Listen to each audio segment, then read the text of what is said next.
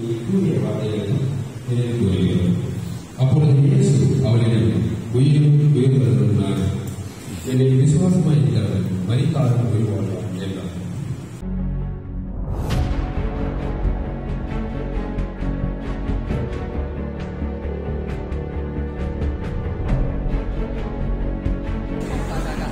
Like a treasure hunt மாதிரி இருக்கு. Like a treasure hunt. முடிச்சு.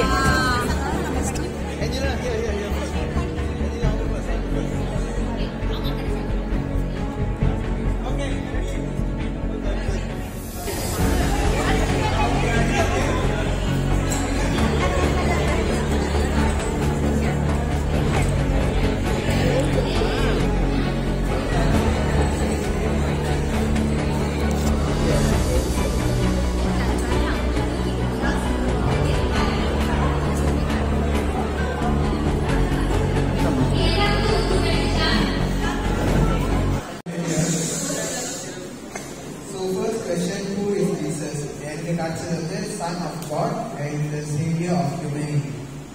Then the other, who is Christ, servant of God and inner preacher. Third, whether who is risen Christ.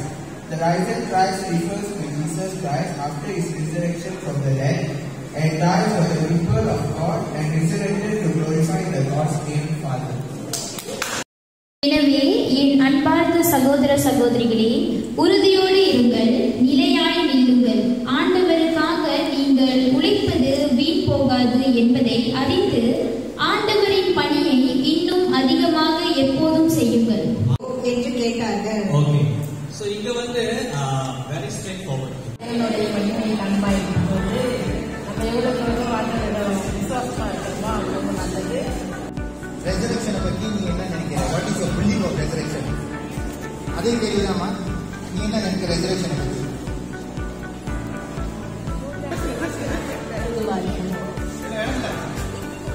வேகமா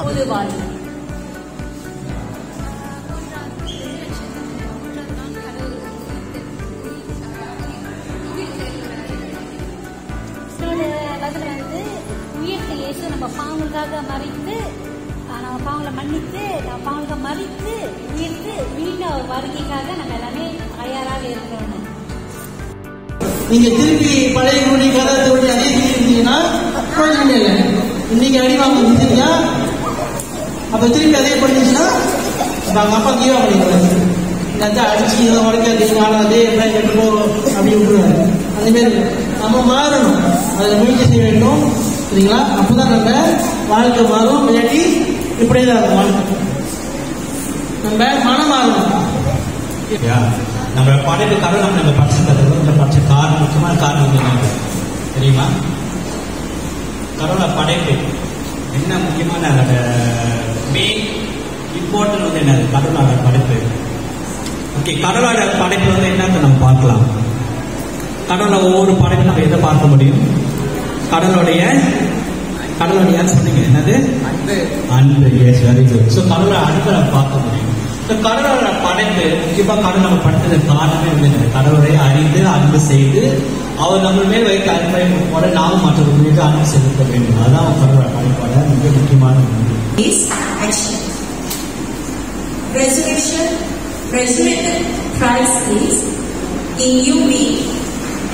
நீங்க எப்ப ஆக்ஷன்ல இருக்கீங்க அதனால சொன்ன மேரியல் she already got the point.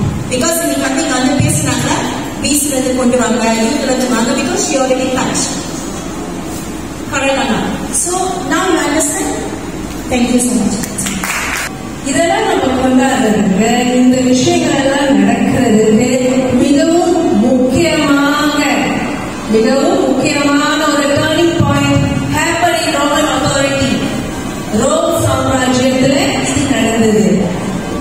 இது நடந்தது ஒரு அரசரால, a king who has changed the fate of Roman Empire and Christians. ஆனா அவர் கிறிஸ்துவர் அல்ல. சர்ப்ரைஸா இருக்கா? நானும் இந்த ரிசர்ச் செய்யும் போது எனக்கு சர்ப்ரைஸா இருந்துச்சு. Okay, let me share with you. In the research based on Catholic Bible studies and Britannia studies செய்த சில விஷயங்கள் இந்த மத்தியில் பயணம் செய்ததற்காக இந்த உயிர்த்தெழுதலின் மூலியமாக நாங்கள் வாழும் வாழ்க்கையை நீர் நிச்சயமாக சீர்தூக்கி பார்ப்போம்.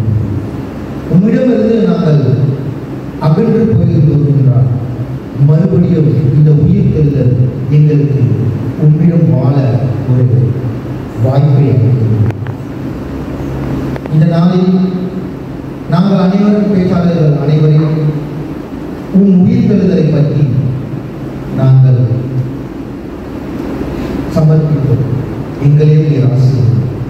எங்களோடு இருந்து எல்லா தயார் நிலையிலும் இந்த உணவை ஏற்பாடு பண்ணவர்கள் இந்த உணவையும் நீர் ஆசீர்வதியும். நாங்கள் எப்பொழுதும் ஏன் இந்த உயிர்த்தெழுதல் எனக்கு தேவை என்ற அடிப்படை நம்பிக்கையை அதில் நாடிக்கொண்டு வாழ எங்களை நிறைவாய் ஆசீர்வதியும்.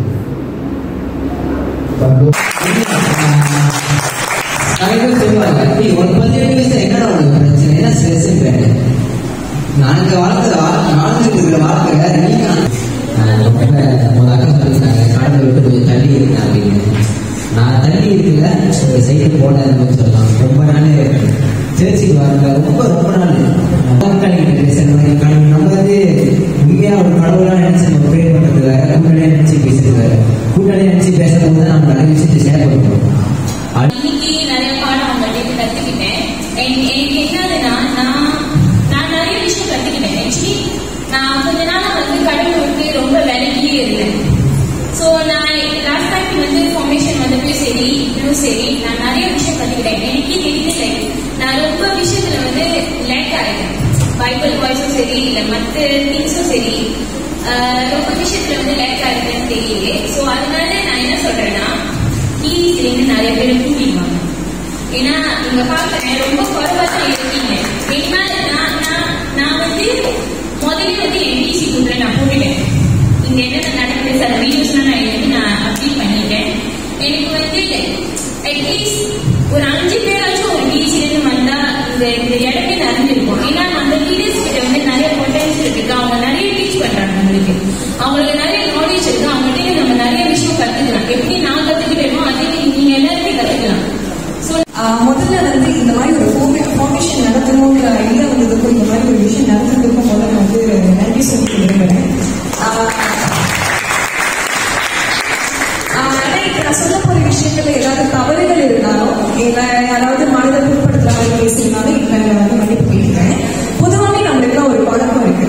நம்ம வந்து கடவுளை நம்புறோம், நம்ம வந்து கடவுள் பக்கம் நம்ம வந்து அவரோட பயணிக்கிறோன்ற ஒரு எண்ணம் வரும்பொழுது பயணிக்காம இருக்கிறவங்களை வந்து நம்ம வந்து தூக்கி பேசுவோம். என்ன நீ சர்ச்சுக்கு வரவே மாட்டேன், என்ன நீ பைபிள் படிக்க மாட்டேன், ரீடிங் படிக்க மாட்டேன்னு. ஆனா சார் அப்படி நம்ம பேசுறதுக்கு உனக்கு பைபிள் படிக்க தெரியலையா, வா நான் சொல்லி தரேன்.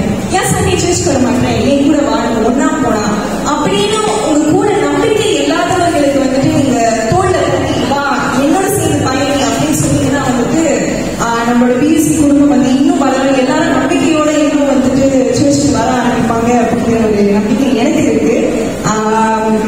ஏன்னா நானே நிறைய முறை பார்த்துருக்கேன். ரொம்ப நாள் வந்து மறைக்கல்விக்கு வராம திடீர்னு வரணுங்கிற ஒரு எண்ணம் தோன்றி வர மாணவர்களை வந்து நம்ம பேசும்போது இத்தனை நாள் நீ வரல திடீர்னு வந்திருக்கேன் அப்படின்னு நம்ம வந்து அவங்க தூக்கி பேசும்போது வந்த மாணவர்களுக்கும் ஏண்டா இங்க வந்தோம், இதுக்குதான் நான் வரல சொல்லி நீங்களாம் போஸ்ட் பண்ணி அனுப்பினோமா அப்படின்னு சொல்லி வீட்டில் பிரச்சனை நடக்கும். ஸோ இத்தனை நாள் அவங்க வராததை விட்டுருக்கேன். கடவுள் என்ன சொல்லியிருக்காரு, மன்னிக்க கற்றுக்கணும். இத்தனை நாள் அவங்க வர விட்டுருக்கேன். ஆனா இதுக்கப்புறம் வராங்களே, இதுக்கப்புறம் வரவங்களுக்கு கடவுளோட பாதையில் அவங்க கொண்டு போக நம்மளும் ஒரு துணையா இருக்கணும்.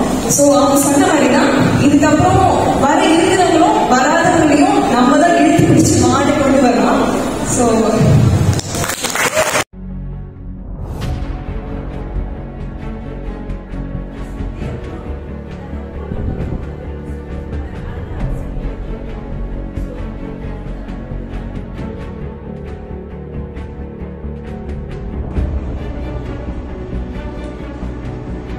Thank you.